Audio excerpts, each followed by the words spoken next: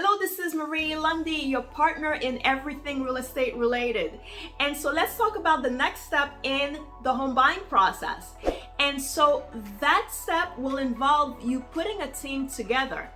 And so your team will be made up of your loan officer, because that was part of step one in getting a loan officer. Also, as part of your team, you will have a real estate agent, right? In selecting a real estate agent, it is very important that you choose a market expert, a local market expert. What I mean by that is you want someone who is familiar with the market that you are planning to purchase into.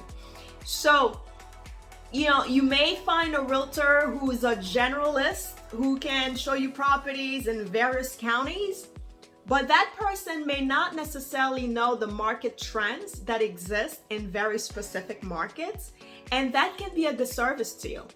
And so my advice for you is, as you are considering a real estate agent who's going to work for you, you need to focus on someone who is familiar with the area that you're planning to buy into, and someone who will be able to speak intelligently about the benefits and some of the caveats of buying into that specific area. And so far, as part of your team, you have your loan officer, you have your real estate agent. You will also need a real estate attorney, or someone whose real estate practice focuses primarily on real estate law, if not exclusively on real estate law.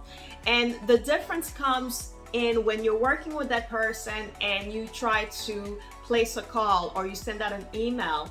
You want a real estate attorney who's going to be responsive.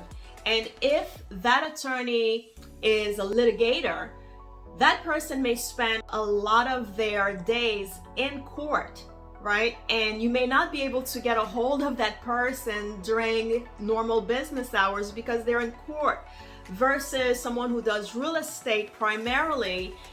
For the most part, they are available for conversations during normal business hours. So it makes a huge difference in terms of going with a real estate attorney.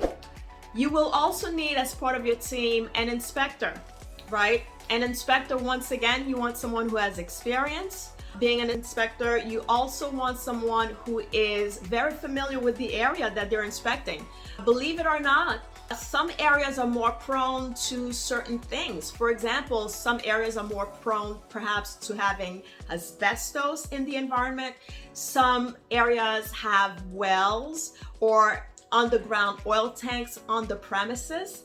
And so once again, having someone who has experience, but also experience in the area that you're buying, makes a huge difference.